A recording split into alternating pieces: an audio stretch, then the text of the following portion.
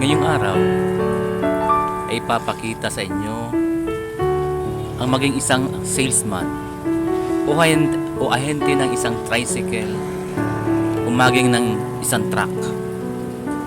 Sa buhay ngayon, lalo pat may pamilya, ay napaka-importante ay ang merong trabaho. Dahil dito, maibibigay natin sa kanila ang buhay na hindi marangya, hindi sagana, pero mayaman sa pagmamahal, sa pag-aaruga at pangangalaga. Bilang magulang, lahat kayang tiisin.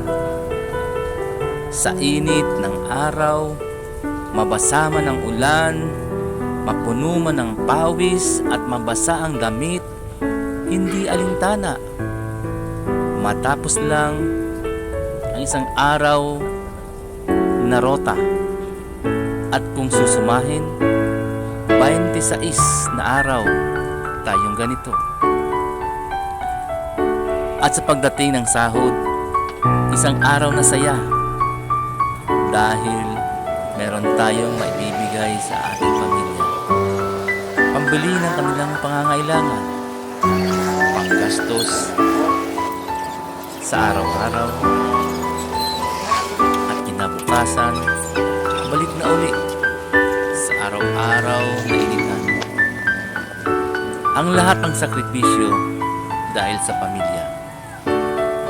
Ito po si Nelson B. Maraming salamat sa muli.